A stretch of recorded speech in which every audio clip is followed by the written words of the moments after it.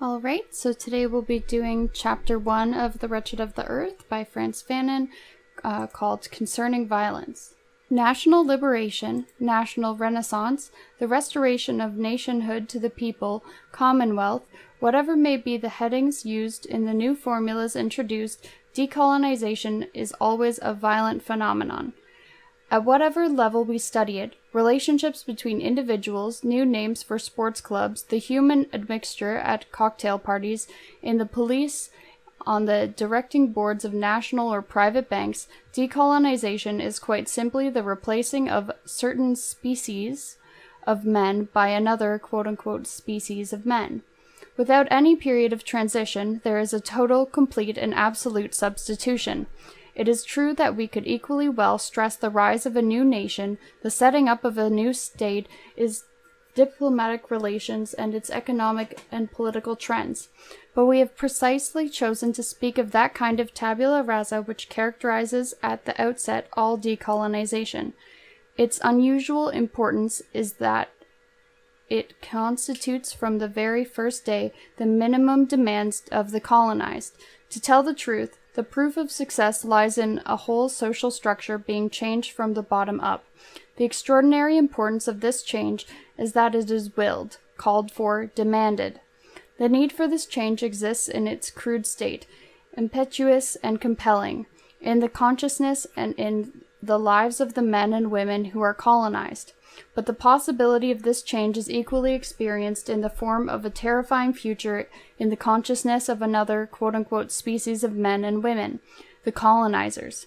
Decolonization, which sets out to change the order of the world, is, obviously, a program of complete disorder. But it cannot come as a result of magical practices, nor of a natural shock, nor of a friendly understanding. Decolonization, as we know, is a historical process. That is to say that it cannot be understood, it cannot become intelligible, nor clear itself except in the exact measure that we can discern the movements which give it historical form and content.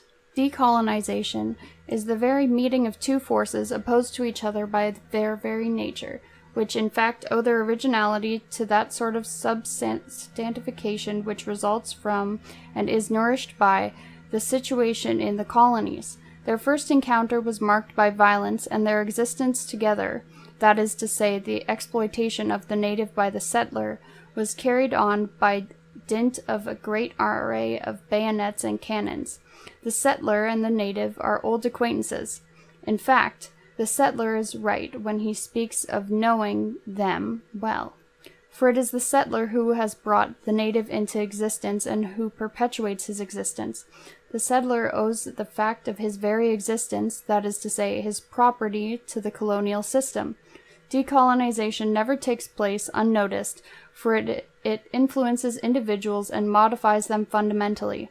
It transforms spectators, crushed with their inessentiality, into privileged actors, with the grandiose glare of history's floodlights upon them.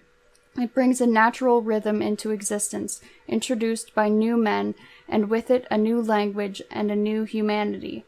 Decolonization is the veritable creation of new men.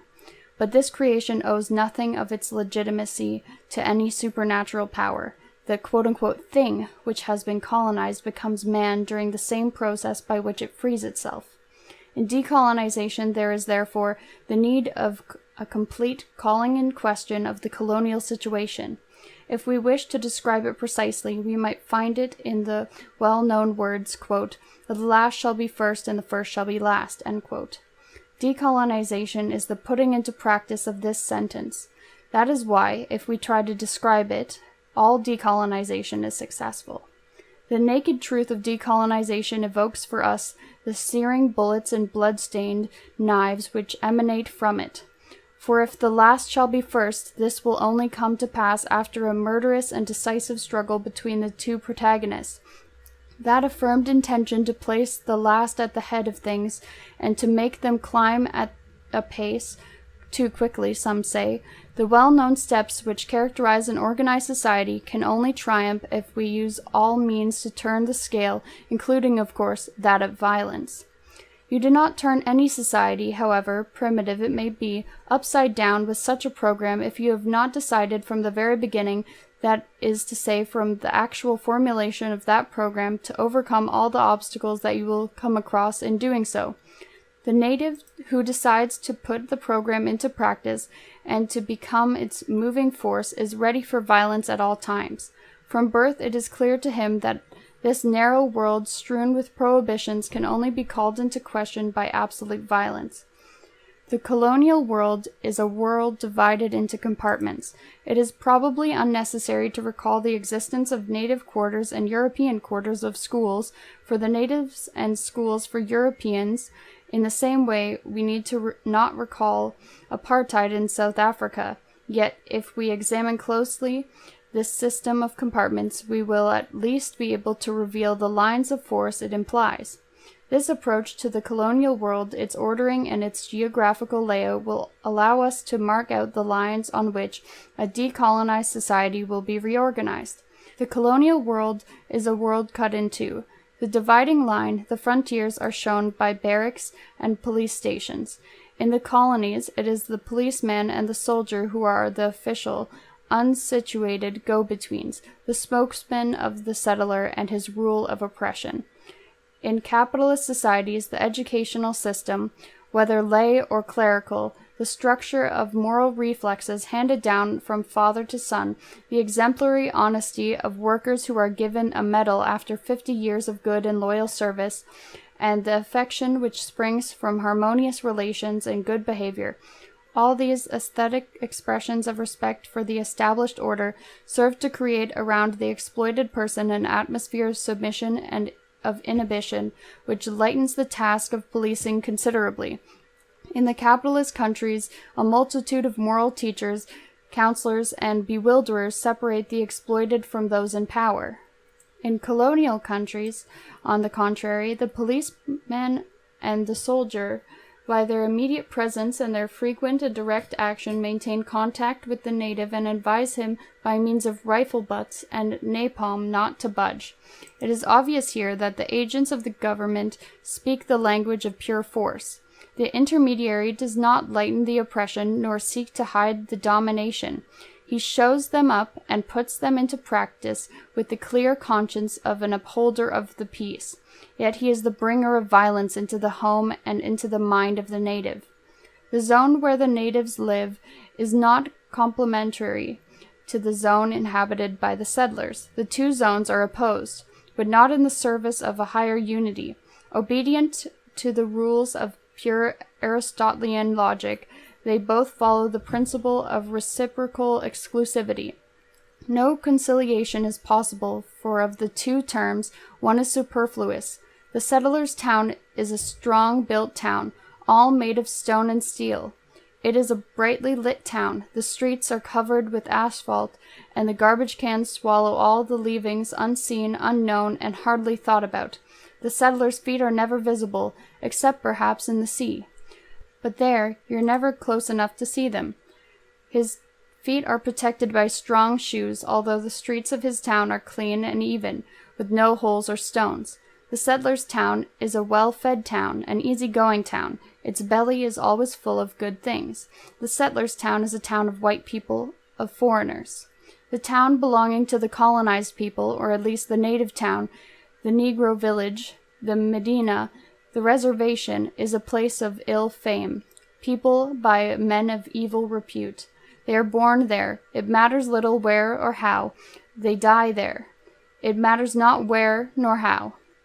It is a world without spaciousness. Men live there on top of each other, and their huts are built one on top of the other. The native town is a hungry town, starved of bread, of meat, of shoes, of coal, of light.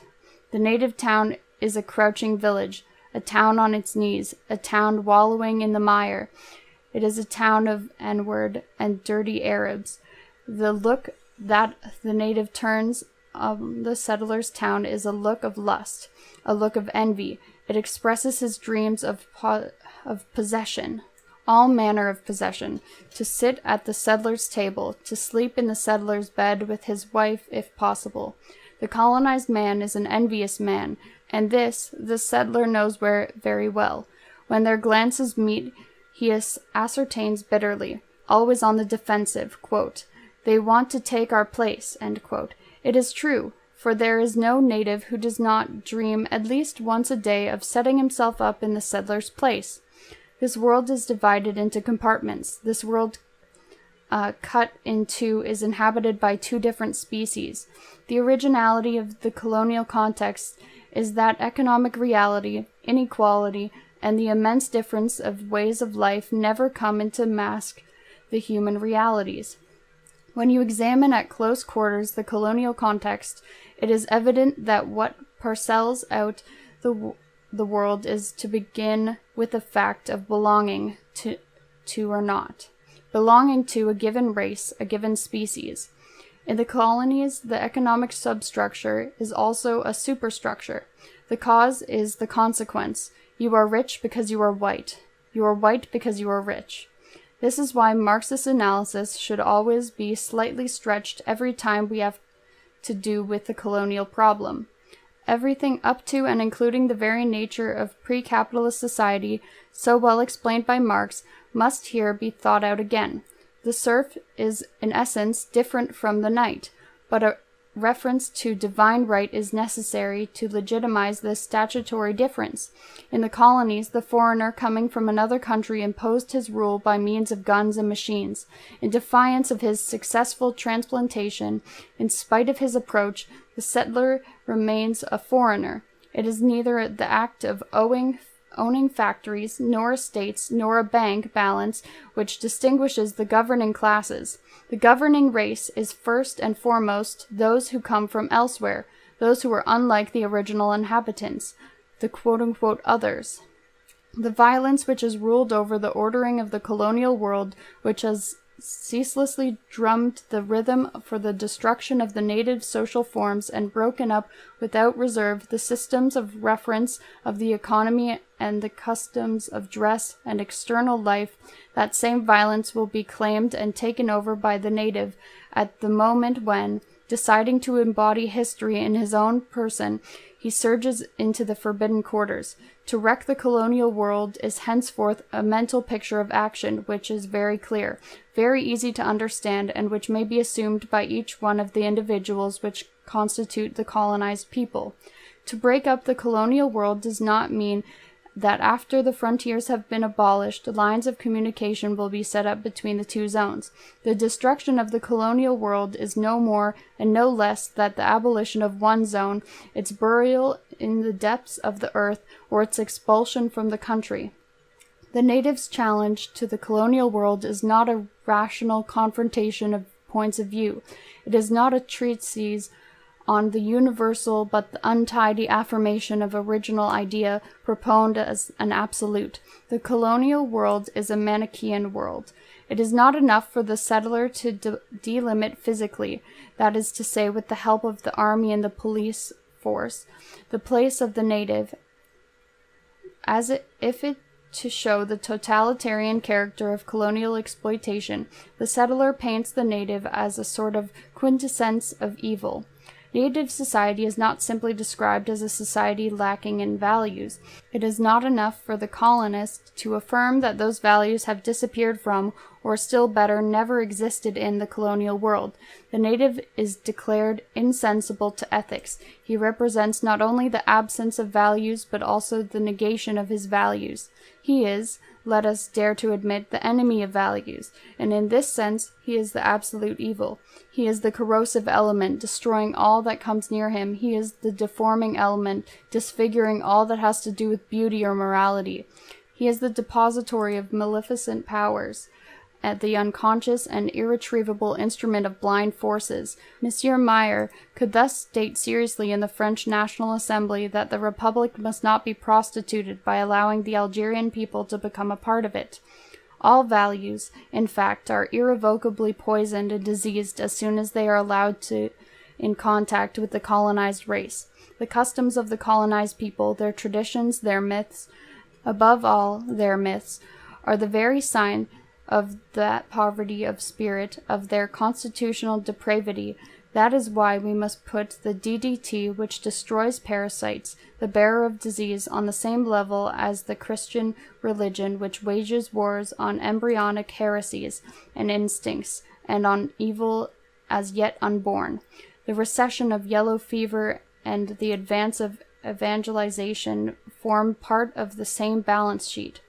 But the triumphant communique form the missions are in fact a source of information concerning the implementation of foreign influences on the core of the colonized people. I speak of the Christian religion, and no one need be astonished. The church in the colonies is the white people's church, the foreigner's church. She does not call the native to God's ways, but to the ways of the white man, of the master, of the oppressor. As we know, in this matter many are called, but few are chosen. At times, this mechanism goes to logical conclusion and dehumanizes the native, or to speak plainly, it turns him into an animal. In fact, the terms the settler uses when he mentions the native are zoological terms.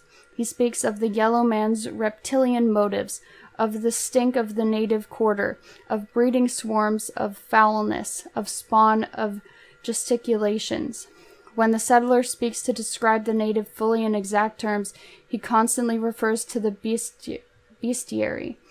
The European rarely hits on the picturesque style, but the native who knows what is in the mind of the settler guesses at once what he is thinking of. Those hordes of vital statistics, those hysterical masses, those faces bereft of all humanity, those distended bodies which are like nothing on earth, that mob without beginning or end, those children who seem to belong to nobody, that laziness stretched out in the sun, that vegetative rhythm of life, all this forms part of the colonial vocabulary. General de Gaulle speaks of the quote-unquote yellow multitudes, and Francois Mirac of the black, brown, and yellow masses, which soon will be unleashed. The native knows all this, and laughs to himself every time he spots an allusion to the animal world in the other words. For he knows that he is not an animal, and it is precisely at the moment he realizes his humanity that he begins to sharpen the weapons with which he will secure its victory. As soon as the native begins to pull on his moorings and cause anxiety to the settler, he is handed over to well-meaning souls who, in cultural congress, point out to him the specificity of and wealth of Western values. But every time Western values are mentioned, they produce in the native a sort of stiffening or muscular lockjaw. During the period of decolonization, the native's reason is appealed to. He is offered definite values. He is told frequently that decolonization need not mean regression, and that he must put his trust in qualities which are well tried, solid, and highly esteemed.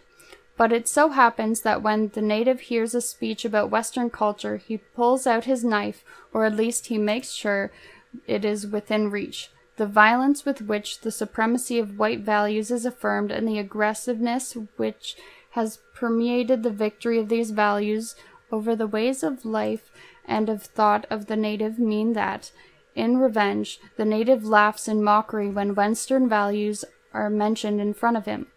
In the colonial context, the settler only ends his work of breaking in the native when the latter admits loudly and intelligibly the supremacy of the white man's values. In the period of decolonization, the colonized masses mock at these very values, insult them, and vomit them up. This phenomenon is ordinarily masked because during the period of decolonization, certain colonized intellectuals have begun a dialogue with the bourgeoisie of the colonist country. During this phase, the indigenous population is discerned only by an indistinct mass. The few native personalities whom the colonist bourgeois have come to know here and there have not sufficient influence on that immediate discernment to give rise to nuance. On the other hand, during the period of liberation, the colonist bourgeoisie looks feverishly for contacts with the elite, and it is with these elite that the familiar dialogue concerning values is carried on. The colonist bourgeoisie, when it realizes that it is impossible for it to maintain its domination over the colonial countries, decides to carry out a regarded action with the regard to culture, values, techniques, and so on.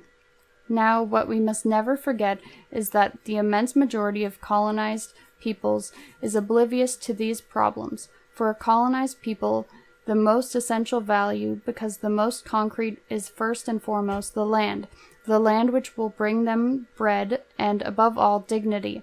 But this dignity has nothing to do with the dignity of the human individual, for that human individual has never heard tell of it. All that the native has seen on his country is that they can freely arrest him, beat him, starve him, and no professor of ethics, no priest has ever come to be beaten in his place, nor to share their bread with him. As far as the native is concerned, morality is very concrete. It is the silence of the settler's defiance to break his flaunting violence in a word, to put him out of the picture. The well-known principle that all men are equal will be illustrated in the colonies from the moment that the native claims that he is the equal of the settler.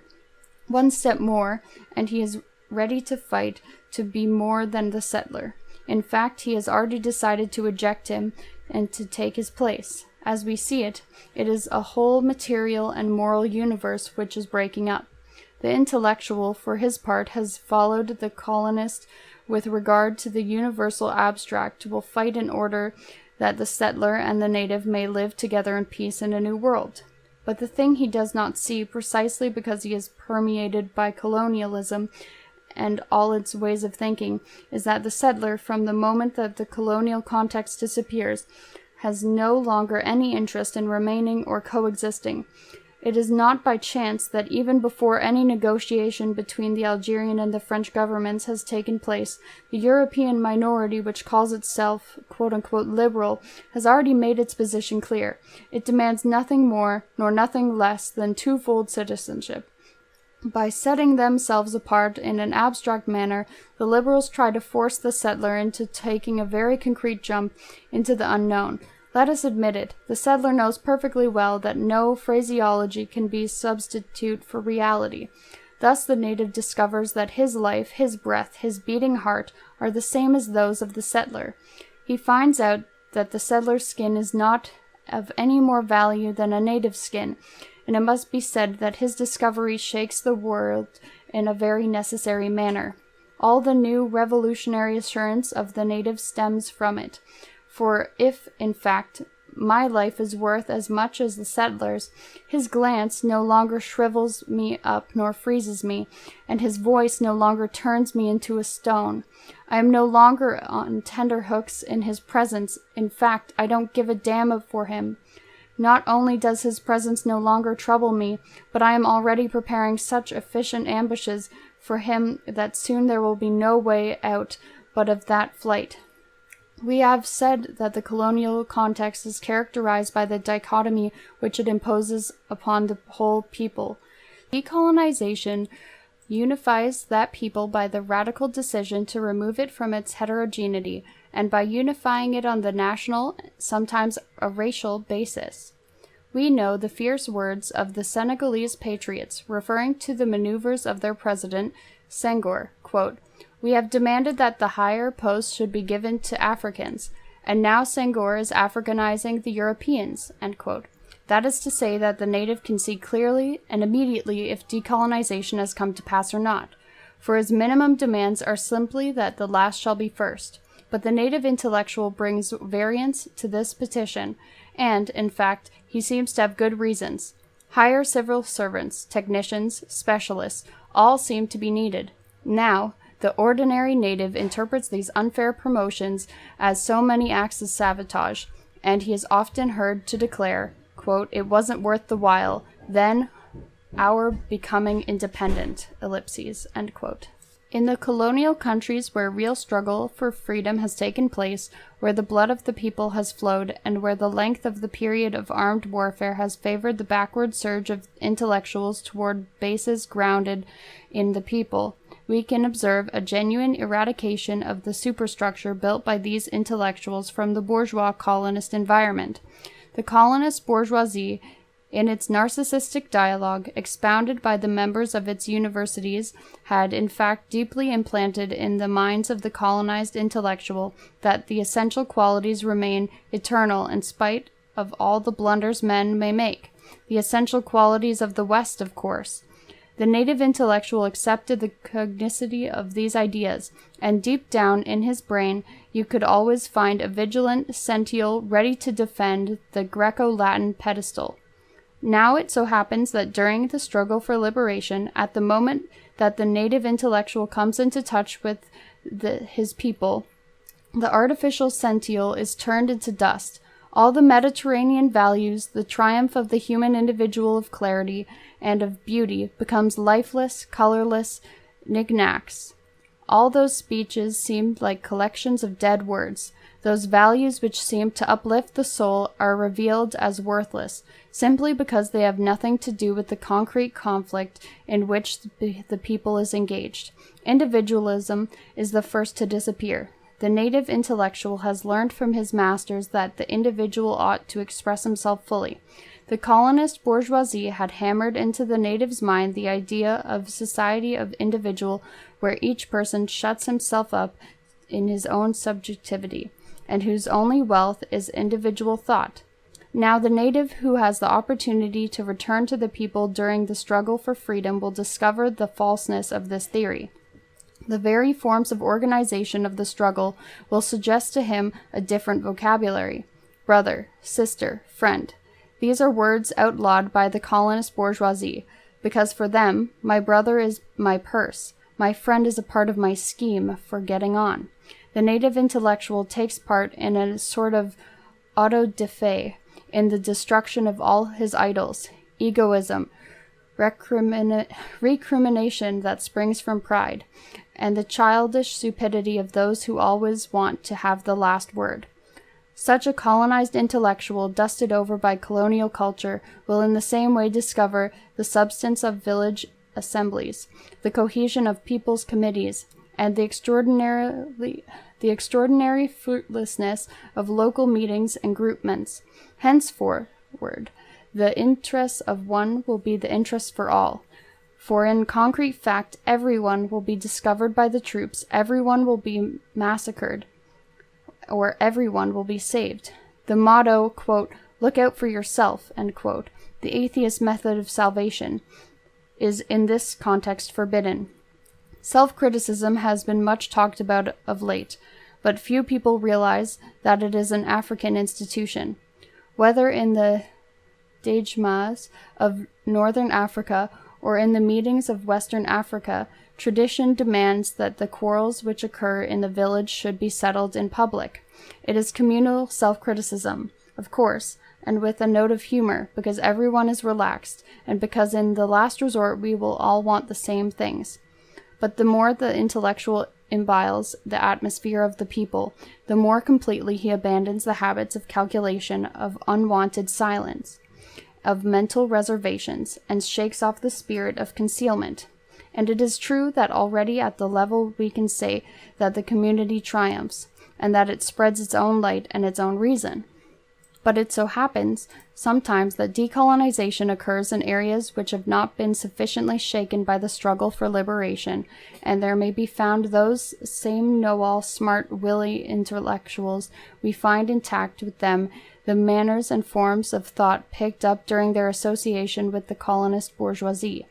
Spoilt children of yesterday's colonialism and of today's national governments, they organize the loot of whatever national resources exist. Without pity, they use today's national distress as means of getting through the scheming and legal robbery by import-export combines, limited liability companies, gambling on the stock exchange, or unfair promotion.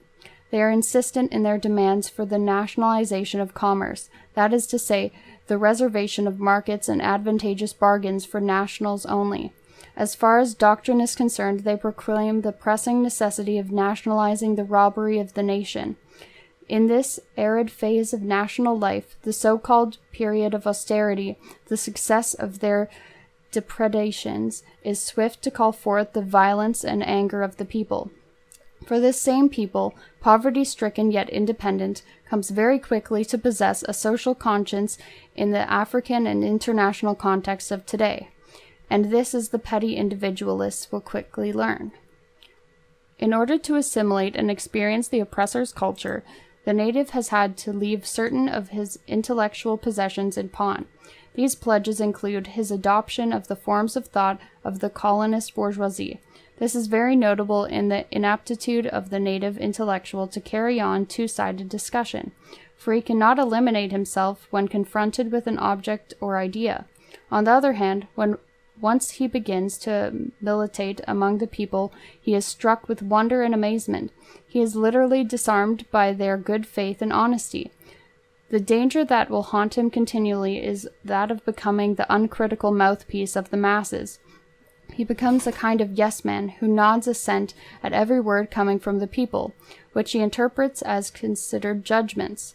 Now the fella, the unemployed man, the starving native do not lay a claim to the truth. They do not say that they represent the truth, for they are the truth. Objectively, the intellectual behaves in this phase like a common opportunist. In fact, he has not stopped maneuvering. There is never any question of his being either rejected or welcomed by the people.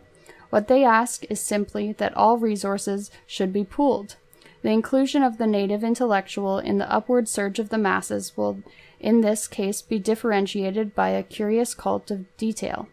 That is not to say that the people are hostile to analysis. On the contrary, they like having things explained to them. They are glad to understand a line of argument, and they like to see where they are going. But at the beginning of his association with the people, the native intellectual overstresses details and thereby comes to forget that the defeat of colonialism is the real object of the struggle. Carried away by the multitudinous aspects of the fight, he tends to concentrate on local tasks performed with enthusiasm, but almost always too solemnly. He fails to see the whole of the movement all the time. He introduces the idea of special disciplines, of specialized functions of departments within the terrible stone crusher, the fierce mixing machine which a popular revolution is. He is occupied in action on a particular front, and it so happens that he loses sight of the unity of the movement. Thus, if a local defeat is inflicted, he may well be drawn into doubt, and from thence to despair. The people, on the other hand, take their stand from the start on the broad and inclusive positions of bread and the land. How can we obtain the land and bread to eat? And this obstinate point of view of the masses, which may seem shrunken and limited, is in the end the most worthwhile and most efficient mode of procedure. The problem of truth ought to be considered. In every age, among the people, truth is the property of the national cause. No absolute veridity, no discourse on the purity of the soul can shake this position. The native replies to the living lie of the colonial situation by an equal falsehood. His dealing with his fellow nationals are open.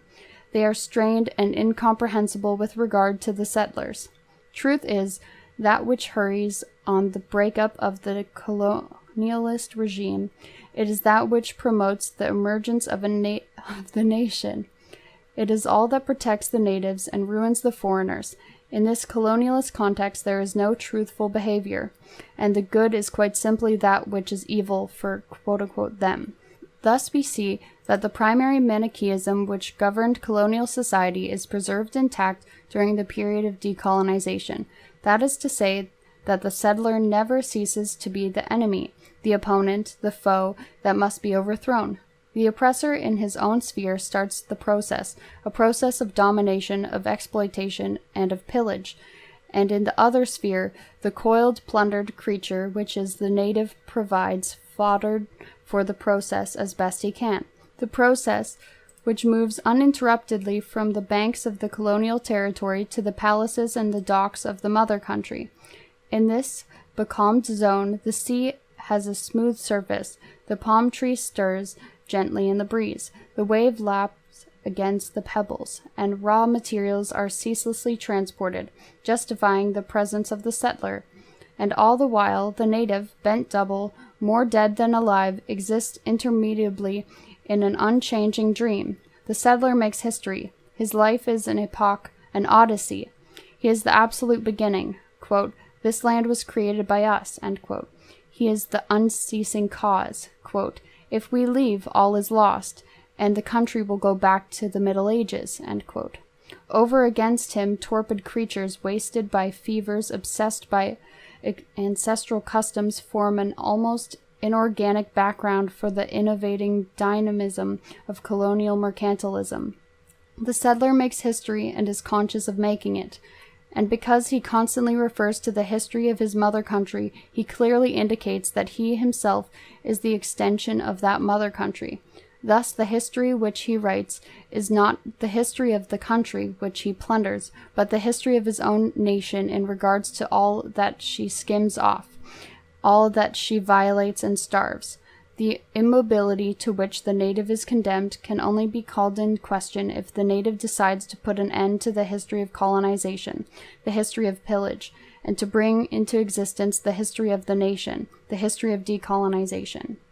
A world divided into compartments, a motionless, manichaeistic world of statues, the statue of the general who carried out the conquest, the statue of the engineer who built the bridge, a world which is sure of itself, which crushes with its stones the backs flayed by whips.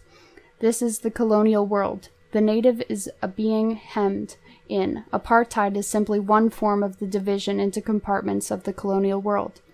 The first thing which the native learns is to stay in his place and not to go beyond certain limits. This is why the dream of the native are always of muscular prowess. His dreams are of action and aggression. I dream I am jumping, swimming, running, climbing. I dream that I burst out laughing, that I span a river in one stride, or that I am followed by a flood of motor cars which never catch up with me.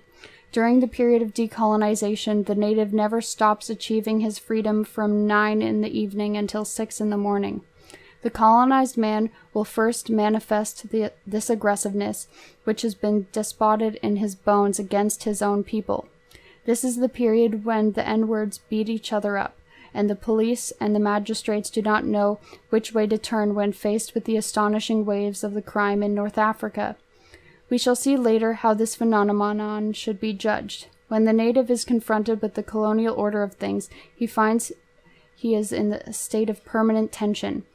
The settler's world is a hostile world, which spurns the native, but at the same time it is a world of which he is envious. We have seen that the native never ceases to dream of putting himself in the place of the settler, not of becoming the settler, but of substituting himself for the settler. This hostile world, ponderous and aggressive because it fends off the colonized masses with all the harshness it is capable of, represents not merely a hell from which the swiftest flight possible is desirable, but also a paradise close at hand which is guarded by terrible watchdogs. The native is always on the alert, for since he can only make out with difficulty the many symbols of the colonial world, he is never sure whether or not he has crossed the frontier. Confronted with a world ruled by the settler, the native is always presumed guilty. But the native's guilt is never a guilt which he accepts. It is rather a kind of curse, a sort of sword of Damocles, for in his innermost spirit the native admits no accusation. He is overpowered, but not tamed. He is treated as an inferior, but he is not convinced of his inferiority. He is patiently waiting until the settler is off his guard to fly at him. The native's muscles are always tense. You can't say that he is terrorized or even apprehensive. He is, in fact, at a ready moment notice to exchange the role of the quarry for that of the hunter. The native is an oppressed person whose permanent dream is to become the persecutor. The symbols of social order, the police, the bugle calls in the barracks, military parades, and waving flags are at one and the same time inhibitory and stimulating, for they do not convey the message, quote-unquote, "don't dare to budge." Rather, they cry out, quote-unquote, "get ready to attack." And in fact, if the native had any tendency to fall asleep and to forget, the settler's hauteur and the settler's anxiety to test the strength of the colonial system would remind him at every turn that the great showdown cannot be put off indefinitely.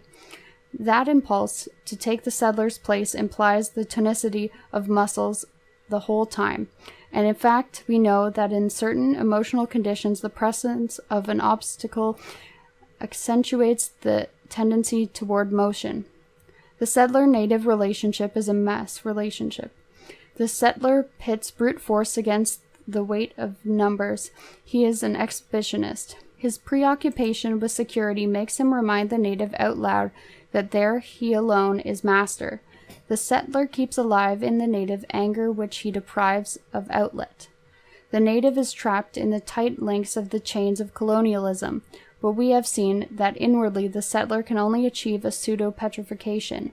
The native's muscular tension finds outlet regularly in bloodthirsty explosions, in tribal warfare, in feuds between septs, in quarrels between individuals. Where individuals are concerned, a positive negation of common sense is evident. While the settler or the policeman has the right to the livelong day to strike the native, to insult him, and to make him crawl to them, you will see the native reaching for his knife at the slightest hostile or aggressive glance cast on him by another native, for the last resort of the native is to defend his personality vis-a-vis his brother.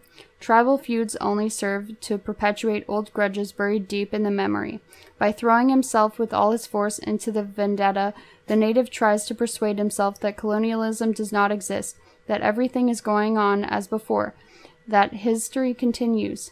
Here on the level of communal organizations, we clearly discern the well-known behavior patterns of avoidance. It is as if purging into fraternal bloodbath allowed them to ignore the obstacle and put off till later the choice, nevertheless inevitable, which opens up the question of armed resistance to colonialism. Thus, collective autodestruction is a very concrete form, is one of the ways in which the native's muscular tension is set free. All these patterns of conduct are those of the depth reflex when faced with danger, a suicidal behavior which proves to the settler, whose existence and domination is by them all the more justified, that these men are not reasonable human beings. In the same way, the native manages to bypass the settler. A belief in fatality removes all blame from the oppressor. The cause of misfortunes and poverty is attributed to God. He is fate. In this way, the individual accepts the disintegration ordained by God, bows down before the settler and his lot, and by a kind of interior reestablishization acquires a stony calm. Meanwhile, however, life goes on, and the native will strengthen the inhibitions which contain his aggressionness by drawing on the terrifying myths which are so frequently found in underdeveloped communities. There are maleficent spirits which intervene every time a step is taken in the wrong direction. Leopard men, serpent men, six-legged dogs, zombies, a whole series of tiny animals or giants which create around the native a world of prohibitions, of barriers and inhibitions far more terrifying than the world of the settler. This magical superstructure which permeates native society fulfills certain well-defined functions of the dynamism of the libido. One of the characteristics of underdeveloped societies is, in fact, that the libido is first and foremost the concern of a group, or of the family, the feature of communities whereby a man who dreams that he has sexual relations with a woman other than his own must confess it in public and pay a fine in kind or in working days to the injured husband or family is fully described by ethnologists. We may note in passing that this proves that the so-called prehistoric societies attach great importance to the unconscious. The atmosphere of myth and magic frightens me, and so takes on an undoubted reality. By terrifying me, it integrates me in the traditions and the history of my district or my tribe, and at the same time it reassures me, it gives me a status, as it were an identification paper.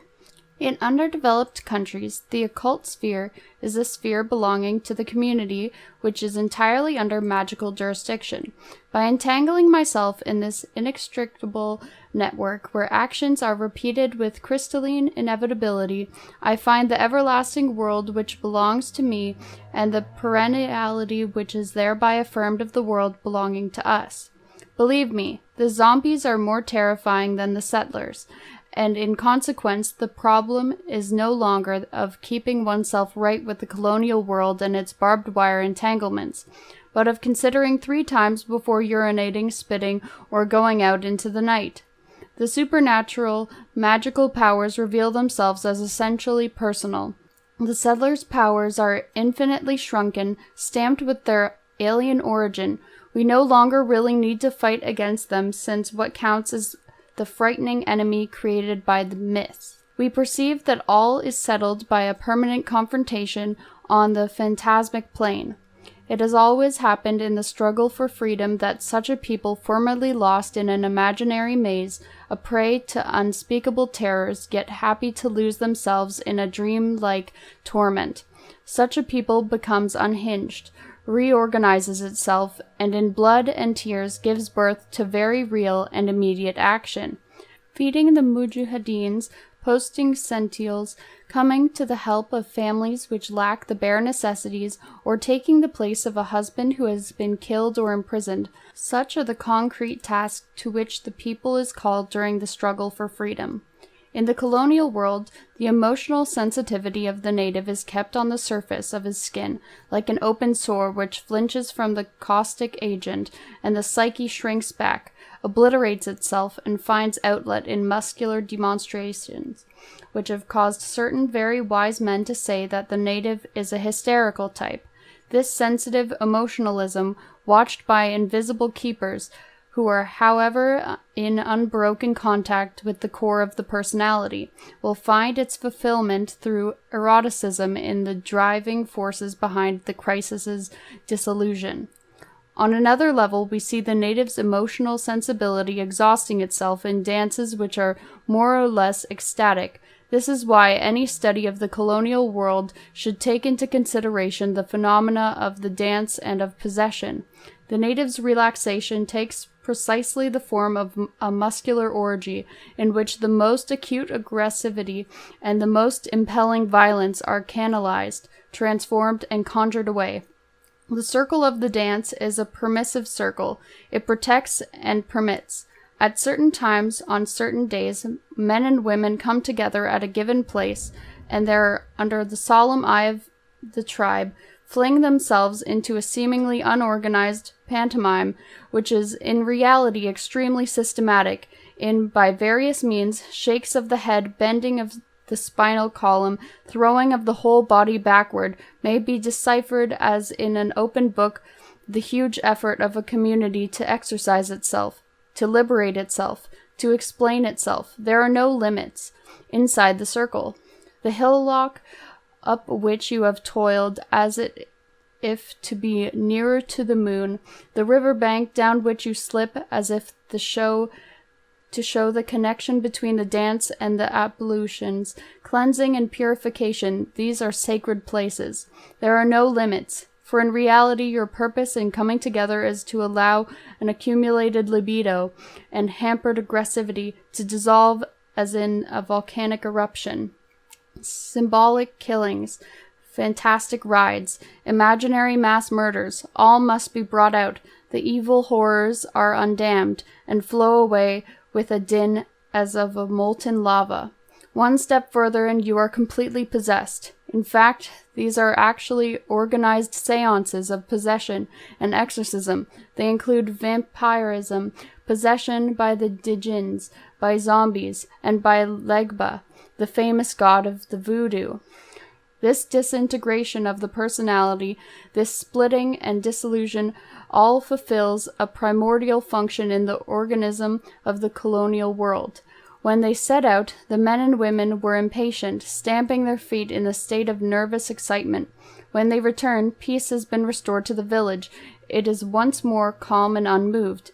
During the struggle for freedom, a marked alienation from these practices is observed. The native's back is to the wall. The knife is at his throat, or more precisely the electrode at his genitals. He will have no more to call for his fancies. After centuries of unreality, after having wallowed in the most outlandish phantoms.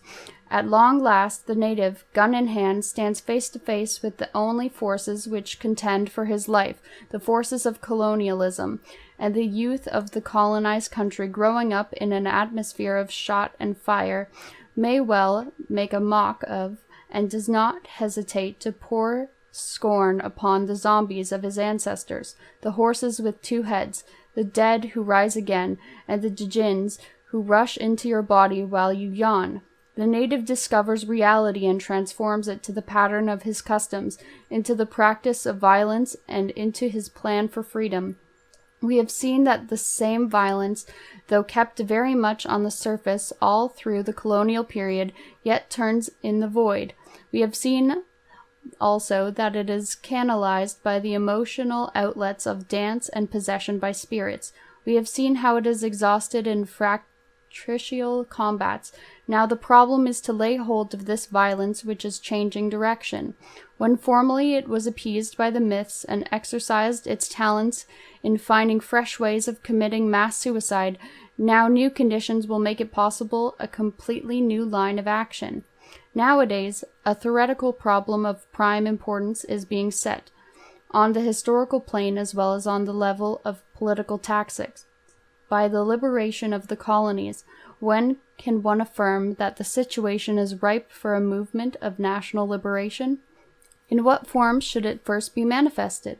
Because the various means whereby decolonization has been carried out have appeared in many different aspects, reason hesitates and refutes to say which is a true decolonization and which is false. We shall see that for a man who is in the thick of the fight, it is an urgent matter to decide on the means and the tactics to employ. That is to say, how to conduct and organize the movement. If this coherence is not present, there is only a blind will toward freedom, with the terribly reactionary risks which it entails. What are the forces which in the colonial period open up new outlets and engender new aims for the violence of colonized people? In the first place, there are the political parties and the intellectual or commercial elites. Now, the characteristic feature of certain political structures is that they proclaim abstract principles but refrain from issuing definite commands. The entire action of these nationalist political parties during the colonial period is action of the electoral type, a string of philosophical political dissertations on themes of the rights of peoples to self-determination, the rights of man to freedom from hunger and human dignity, and the unceasing affirmation of the principle, quote-unquote, one man, one vote. The national political parties never lay stress upon the necessity of a trial of armed strength, for the good of reason that their objective is not the radical overthrowing of the system. Pacifists and legalists, they are in fact partisans of the order, the new order. But to the colonist bourgeoisie they put bluntly enough the demand which to them is the main one, quote-unquote, give us more power. On the specific question of violence, the elite are ambiguous. They are violent in their words and reformist in their attitudes. When the nationalist political leaders say something, they make quite clear that they do not really think it. The characteristic on the part of the nationalist political parties should be interpreted in the light of both the makeup of their leaders and the nature of their followings. The rank and file of a nationalist party is urban. The workers, primary school teachers, artisans, and small shopkeepers who have begun to profit at a discount, to be sure, from the colonial setup have special interests at heart. What this sort of following demands is the betterment of their particular lot. Increased salaries, for example. The dialogue between these political parties and colonialism is never broken off. Improvements are discussed, such as full electoral representation, the liberty of the press, and liberty of association. Reforms are debated, thus it need not astonish anyone to notice that a large number of natives are militant members of the branches of political parties which stem from the mother country. These natives fight under abstract watchword, quote-unquote government by the workers, and they forget that in their country it should be nationalist watchwords which are first in the field. The native intellectual has clothed his aggressiveness in his barely veiled desire to assimilate himself to the colonial world. He has used his aggressiveness to serve his own individual interests. Thus, there is very easily brought into being a kind of class of affranchised slaves, or slaves who are individually free. What the intellectual demands is the right to multiply the emancipated, and the opportunity to organize a genuine class of emancipated citizens. On the other hand, the mass of the people who have no intention of standing by and watching individuals increase their chances of success, what they demand is not the settler's position of status, but the settler's place.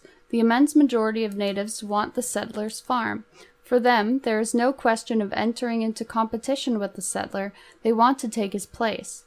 The peasantry is systematically disregarded for the most part by the propaganda put out by the nationalist parties, and it is clear that in the colonial countries the peasants alone are revolutionary, for they have nothing to lose and everything to gain. The starving peasant outside the class system is the first among the exploited to discover that only violence pays. For him, there is no compromise, no possible coming to terms. Colonization and decolonization are simply a question of relative strength.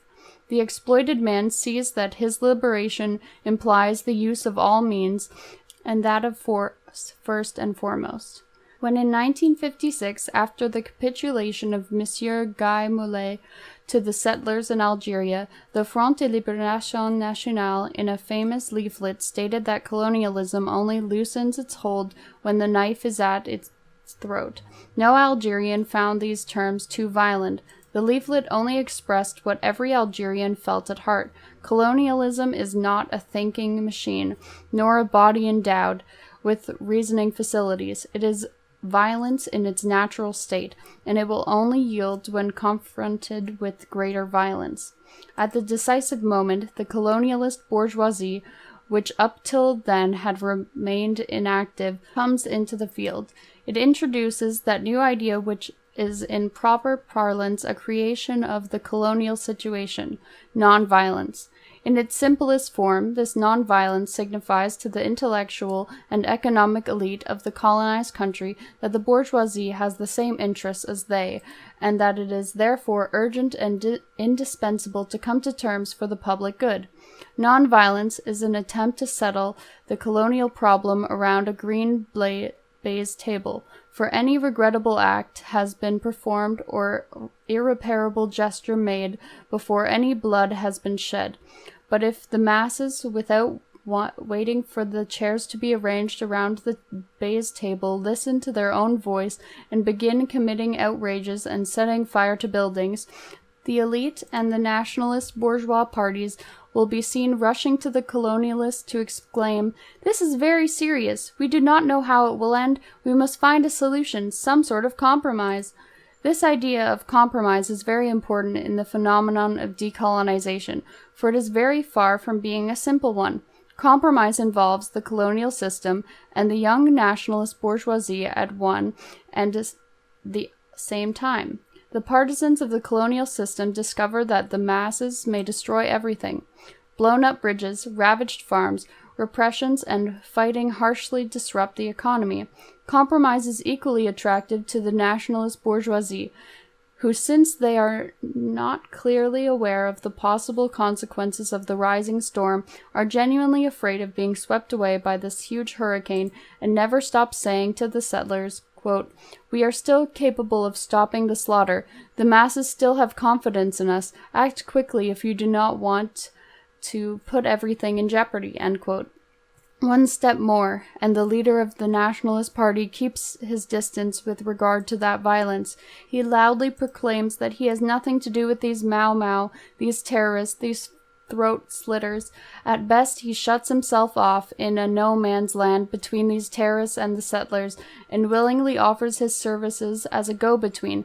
That is to say, that as the settlers cannot discuss terms with these Mau, he himself will be quite willing to begin negotiations. Thus, it is at that rear guard of the national struggle that the very party of people who have never ceased to be on the other side in the fight find themselves somersaulted into the van of negotiations and compromise precisely because that party has taken very good care never to break contact with colonialism. Before negotiations have been set afoot, the majority of nationalist parties confine themselves for the most part to explaining the excusing of this quote-unquote savagery.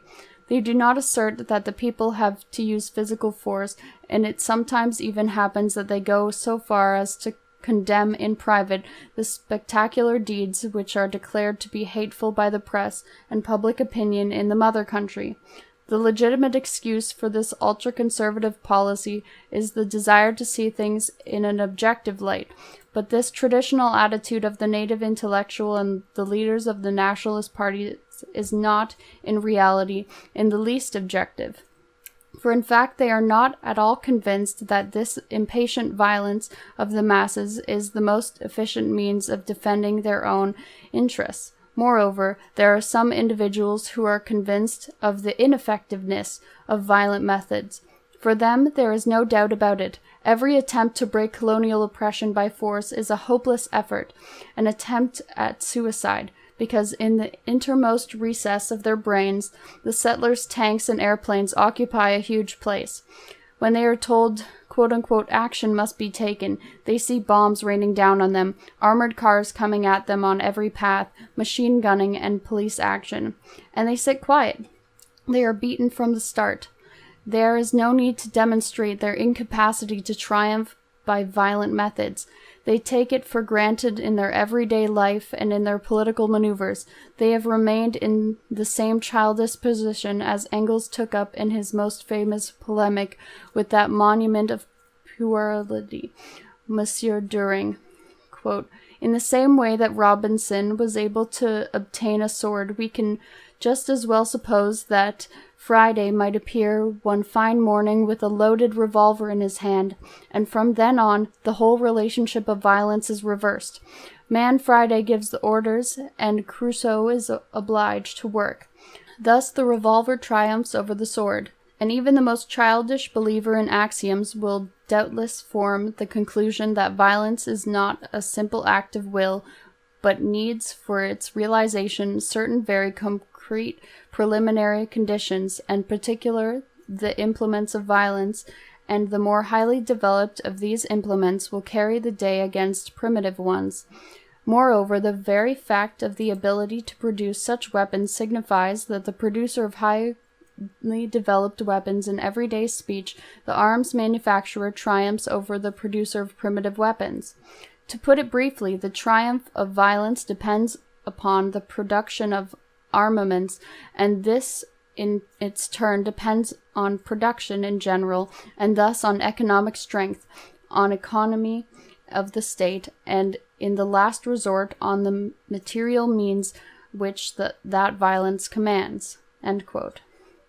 In fact, the leaders of reform have nothing else to say than, quote, with what are you going to fight the settlers? With your knives? Your shotguns? End quote.